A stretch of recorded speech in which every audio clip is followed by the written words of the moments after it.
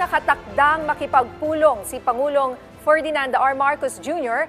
kay U.S. Secretary of State Antony Blinken ngayong araw para talakayin ang ilang usapin, kabilang na ang pagpapatibay pa ng bilateral ties ng Pilipinas at Estados Unidos.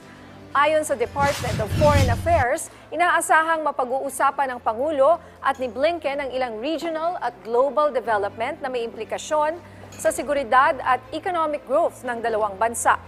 Mapag-uusapan din ang pagpapalalim pa ng economic engagement sa pagitan ng US at Pilipinas, lalo't noong nakaraang linggo lamang nang isagawa ang kauna-unahang US Presidential Trade and Investment Mission.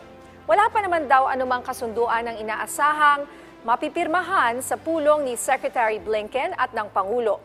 Nauna nang sinabi ni Pangulong Marcos na hindi para magsimula ng gulo ang layunin ng nakatakda niyang pakikipagpulong kay Blinken, sa halip ito anya ay para panatilihin ang kaayusan at kapayapaan sa usapin ng territorial domain.